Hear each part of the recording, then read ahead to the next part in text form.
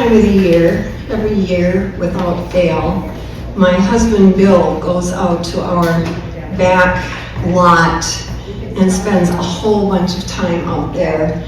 And what he's doing is back-breaking work. He is pulling out prickly ash. Greg was telling me this morning he pulls out buckthorn, but that's even worse than prickly ash.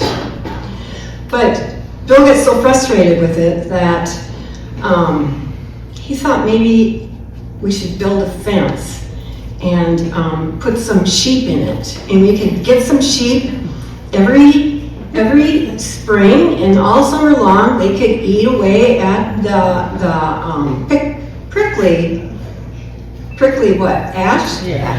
Ash. They could eat the prickly ash all summer, and then in the fall we could ship them out. And I go, ship them out? Where are we shipping them? I don't want to think about that. So that did not happen. But he told me when I said that by fall, if he did get those sheep to be working in our prickly ash, I would be only too willing to let them go. Because we're a blended family, so he had raised his kids before we got together. And at one point in time, he got a bottle lamb and for the kids. And he said that was a really big mistake because it was a big mess in their life. It stayed in the garage, and so that area became smelly and just a really nasty place to be. But that wasn't even the worst of it. He said that around the sheep, his kids were like bowling pins. They just would knock them with their heads right over. The kids would be laying on the ground because the sheep had just knocked them over because they were hungry. That's how lambs tell their moms, or one of the ways that lambs tell their moms that they want to eat, and it seems that lambs want to eat all the time. So he said that after having that experience, he would not like to have sheep as a pet unless they could pull their weight out in the back lot. I don't think my husband would have been a very good shepherd. Today, we heard about a really good shepherd, the best shepherd, Jesus. He not only tells us how to be a good shepherd, but he shows us how to be a good shepherd. He says that the good shepherd knows his sheep intimately. He knows what they're going to do next before they even do it. And they know their shepherd the same way. In fact, the good shepherd actually lays down his life, his very life, if it is needed, to save the sheep. And when you think about the sheep that we've just talked about in my husband's life that were stinky and stubborn, the first question that comes to mind is, why? Why does Jesus love us so much, the sheep, when we are the sheep, that he would be willing to lay down his own life for us? And I only ask that because we're not so very different from those stinky sheep that my husband had in his garage, knocking down the kids like bowling pins. Where the best that the shepherd can hope for is that we might develop a taste for prickly ash. And yet we are that love that Jesus would lay down his life for us. One of my favorite authors he's passed away now, but his name is Henri Nouwen, Henri Nouwen, Nouwen, and he wrote a lot of little books, beautiful books. One of my first book that I ever got from him was given to me by my best friend on the death of my husband, and it was so helpful to me. This is not that book, but I also have this book. It's called The Beloved. And in the book, he talks about a young man named Fred, who is struggling to find himself. And he comes to Henri Nouwen, and he asks for help. And so Henri writes a letter to him, and that's what this book is. It's a letter to Fred, telling him how much he is loved. And this is how it begins. Ever since you asked me to write for you and your friends about the spiritual life, I have been wondering if there might be one word I would most want you to remember when you finished reading all I wish to say. And then he goes on to say, over the past year, that special word has gradually emerged from the depths of my own heart. And the word is beloved. Beloved. Henri tells Fred that he doesn't have to change himself a lick, not an iota, to become the beloved, because he already is, just as he is. And that is who we are, my friends. We are God's beloved, just as we are, without changing a lick. Nouwen says that what we must do in order to really feel that we're the beloved is to claim that status. And once we do that, he says we are on our way. The journey to peace and joy has begun. He says that being the beloved is really the core truth of our entire lives. Everything depends on that we are the beloved. We might be a child or an adult, a man or a woman, Christian, Hindu, black, white, but what matters is that all of us, bar none, is our beloved. That is our core truth. How can we even take that all in? It sounds simple, and yet so many of us remain on paths that take us only in circles of despair and pain. When the status of beloved is there for the taking, for the claiming, we stay in these attitudes of unworthiness. We can be as stubborn as sheep. Maybe that's why Jesus calls himself the Good Shepherd. It takes a certain amount of goodness to just deal with us.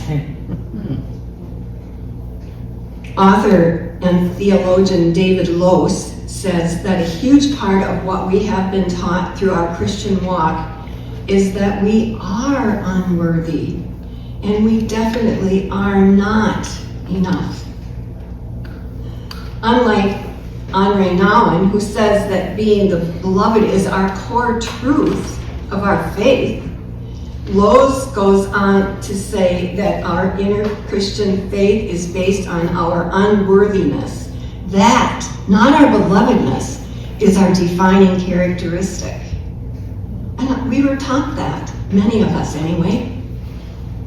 We have come to understand that our total inability to do the right thing and God's justice made it necessary for Jesus to come into such a messy world that we had created. But Jesus says that he came to love us. He came that we might be the beloved. He came to show us how to do that. He came to shepherd us, just as we are. If we knew that and really took it into our hearts, do you think that could change anything in our lives? It wouldn't mean necessarily that we were no longer like my husband's sheep, a bit smelly and rather cantankerous, but it would mean that we wouldn't have to change in order to be lovable. It would mean that we didn't have to do anything or be anything different in order to be cherished and treasured. It makes me think of Jesus when he was coming out of the River Jordan after being baptized by John. This was before he had begun his work. He was just beginning to ponder what he would do next. This was before the disciples were called, before the miracles, before the dying and the rising. Before all of that, we hear the voice of God saying loudly and clearly, "You are my Son, my beloved. In you I am well pleased." Before he did any of that, God was well pleased. His love, God's love, was fueled simply on Jesus' being. As a parent, I can understand that, and I'm sure that anyone who is a parent or an uncle or an auntie or a grandparent or however you come by these children in your life, we love them from the get-go.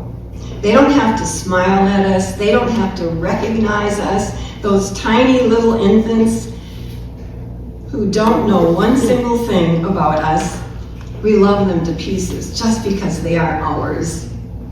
And then as they grow as children, they do naughty things, and even as young adults in our lives, our kids fall short of the mark, or even as they get to be older adults, as my children are right now, we love our kids just because they are. So how is it that we can love them so easily and not ourselves? Henri Nouwen said that he lost so many good years by not claiming his status as the beloved. He says he lost so much good time not understanding that that was his core truth. He kept running around, and his books showed us the angst that he was going through, and he writes, "I was running around always looking for someone or something able to convince me of my belovedness." Sounds familiar. I've done that a time or two myself. Unable to hear the voice that speaks from the very depth of my being that says, "You are my beloved." And we suffer. I've suffered, and I know you have as well suffered because of it. Nouwen struggled with depression his whole life, and he said that not until he actually embraced his brokenness was he able to turn a corner and find peace in his life.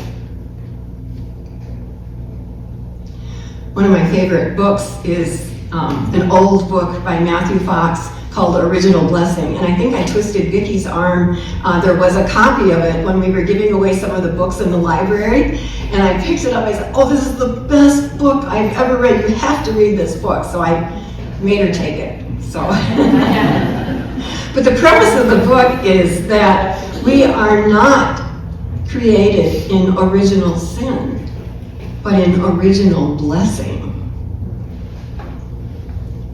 Fox says, "We enter a broken and torn and sinful world, that is for sure, but we do not enter as blotches on existence, as sinful creatures." He writes, "Actually, we burst into the world as original blessings." Can you think of yourself just bursting into the world as a blessing? This understanding makes all the difference. For me, seeing myself as a blessing instead of a curse makes it possible to spend my time and my energy not beating my breast, mea culpa, mea maxima culpa, but going into the world and creating a little bit of heaven right here and right now. It kind of comes down for me that I have to ask myself a question every morning. And that question is this: through what colored lenses will I view God today? Is God going to be loving me today, calling me the beloved? now, just as I am? Or do I need to do something, believe something, create something, be something else for that to happen? David Lose, that I quoted earlier, puts it this way: either Jesus comes in order to make it possible for God to love us, or because God already does love us. We are the beloved, the sheep of God's hands. Yeah, we're cantankerous, we're unruly many times. Sometimes we just run helter-skelter, not even knowing what we're doing. But in the midst of it all, the shepherd is calling, "Come to me, all you who are heavy laden, and I will give you rest. Come and rest in the safety of my shepherd arms, because you truly, truly are my sheep. You truly, truly are my beloved." And may it be so. Amen.